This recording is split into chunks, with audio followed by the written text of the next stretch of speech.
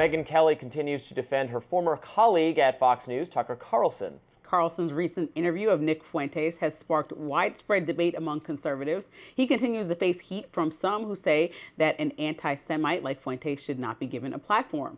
But on her radio show, Kelly compared the conservatives who are attacking Carlson to the Black Lives Matter movement. Here's what she said. There's definitely a faction of the conservative right, that's the more neocon fashion, the more pro-Israel faction, that is turning into BLM 2020. I mean, that it's very alienating and it's very not conservative, and it's not going to serve anybody well. Not the right, not them. It's a pointless exercise because most conservatives will recoil when faced with the choices of like, say it my way, rather than get on board. That is just not for us. Kelly's comments drew outrage from some conservatives, while others worried that this ongoing feud is causing fractures in the Republican Party. Radio host Mark Davis writes on X, "This is so unfortunate. Conservatism needs all the valuable and talented voices it can muster. Losing one down this silly Tucker Carlson rabbit hole is regrettable. I hope she awakens." And Reason magazine reporter Billy Binion says, "This is so silly. People like Megyn Kelly and Kevin Roberts have never had a problem drawing lines in the sand and criticizing conservatives, establishment Republicans, libertarians, fusionists, globalists, etc. They could do that with Tucker too. They're just choosing not to." Right-wing activist Laura Loomer didn't respond directly to Megyn Kelly, but she's been discussing the same issue on her social media for several days. She writes, quote, "I'm going to say it. The GOP has a Nazi problem, and the more we pretend like we don't, the worse it's going to get. We do. Don't tell me we don't." I thought that your perspective about this was really nuanced because you kind of feel like, you know, when you shut stuff away, it's almost like that age-old tale. When you block somebody from doing something, they're going to try to get around. Don't touch the stove. Do it to all the people that follow Nick Fuentes and hear him. By silencing him, it doesn't make him go away. But I think that there has to be, if there are moral lines in the sand that are drawn for a variety of reasons historically. You know, and Tucker Carlson is one of the loudest voices within the party, right? I think you could argue that he's filled in for Charlie Kirk an occasion already. He's somebody who people are looking to that does his own thing. He's not controlled by a major media outlet anymore. He has the opportunity to, if he wants to have controversial people on, continue all the journalism skills that I know that he understands and learn, and ask tough questions and make people uncomfortable that have said uncomfortable things for the masses if your party actually doesn't believe that. And he failed that test miserably when it came down to Nick Fuentes. He was being way too kind and nice and fair to somebody who was being unfair to a variety of people, even within his own party, not liking the vice president's wife because of her nationality. So I think we have to remember who we're dealing with and not give some random pass. And Megyn Kelly shouldn't make it her job or her honor to defend it, him and Candace Owens forever. But I do think that they need to call out their friend when they're wrong. That's an easy thing to do. I get what Megyn Kelly is saying here, though. Honestly, I do. Some of the this is tough because I think this is just a genuine difference of opinion, and some people on both sides of this are making good points. The people on the anti-Tucker faction are right that it should be the easiest thing in the world to say that, okay, well, like Nazism is bad, and if you talk to Nick Fuentes, you should criticize him for his pro-Hitler views. That's like very obvious, and it's not great that the people on the other side can't seem to do that effectively, and maybe it says something about them. On the other hand, to Megyn Kelly's point, the requirements of ritualistic denunciation that the Ben Shapiro side of things are making are very off-putting and actually do remind me of woke cancel culture type thing. Why are you platforming X? Why won't you condemn Y? When people, if you're being screamed at for not condemning something, a lot of people go, okay, well then I want to double down on it then. I don't work for you. I don't serve you. I'm not going to condemn my friends at your demand. I'm just like not going to do that. Megyn Kelly's not going to do that. So that is annoying and off-putting, and I wish they would stop doing it that way. I wish they would stop saying, why won't you condemn? Why are you platforming?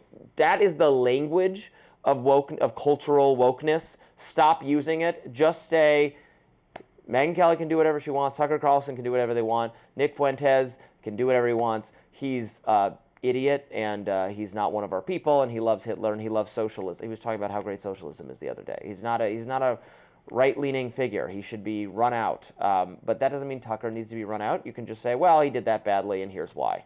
Right, and I think there has to be, at the end of the day, like some kind of moral through line for the party, because every time then somebody hurls an attack at the party and says, oh, well, these things err on the side of racist, these things err, and then they're like, what are you talking about? Everything can't be racist. It's like, well, you're propelling a man who's wholly racist, right? So, and you're allowing him to speak for the party. And so there's something that we talked about in the last few days about monitoring the people that speak on behalf of you. And I think that that's something that should have way more discernment within the Republican Party, because when you have leaders that are constantly being propelled up, yeah, you can't control a YouTube, you can't control any of that stuff, but you can control who's on the forefront of the party, and looking at, and the youth is looking to for information, and who people who are leaders in the party are bringing on their shows and bringing to their panels and bringing to, let's say, the GOP conference or all these things. These people should be, if not shunned, then at least have a conversation to explain why their views are I don't inappropriate. favor shunning. I favor engagement. I favor countering with questions and criticisms and that sort of thing.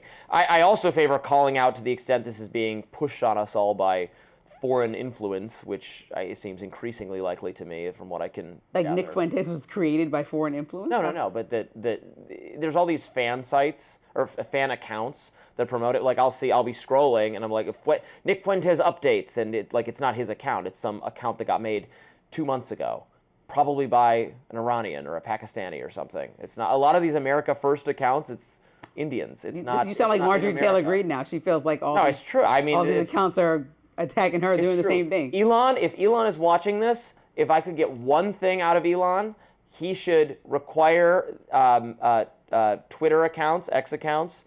It should say the country where the account originates from. All these people advocating certain policies, I bet we'd find out they're not even Americans. If I can get one thing from Elon, I would say if you can just make sure that Grok avoids being racist as well and leaning into the Nick Fuentes category. I mean, I asked Grok. Grok has went I wild asked crazy Grok the other day. times. I'm saying, why am I seeing suddenly all this Nick Fuentes content? And it's not. And you can't say it's just because I'm like searching for it, because I'm learning about it. Because you're saying his name and your phone's Tucker. right here. You're searching stories to talk about for the show. Yeah, but I'm searching Candace Owens, I'm searching Tucker Carlson, I'm searching Megyn Kelly because we're talking about this, and clips of them are not being served up to me with the same frequency. So I asked Super Grok, I'm like, what's the deal with this? They said, oh, it's all Iran. Interesting. Really? But Yeah. do you trust everything that Super Grok says? Because, you know, No, I don't trust Super Grok's everything been it says programmed necessarily, by- but it is a pretty good job so far. Okay. I generally trust what it, in the same way that if you Google something, the information you get is it completely accurate every single time? No, not making that claim. But it's not aggregated by Elon Musk and his cronies to change what the actual answer that would show up on Google is, to be usually it more gives you- defined within a Well, you conservative can tell because usually when you ask it a genuinely difficult question, like does raising the minimum wage lower the employment rate? This is a debated idea in economic topics for decades. You ask it that, it'll say, well, it's unclear. Here are the studies that show you this way. Here's the studies that show you the other way. So if it does a pretty good job on a actually contested issue, then I'm assuming it's doing a decent job on things that are not all that Well, contested. maybe I'll have to get back on X and give it another shot. You're not on the X very much? I'm not very much. I get very frustrated with X. I know that you're a superstar over there. Everybody has their app. Straight ahead, the statues of James Comey's indictment is up. Status. The status. Oh, excuse me. Let's try that again. The status of James Comey's indictment is in the air after the DOJ admitted to a major error. We'll be right back after this. Statues of Comey. Okay.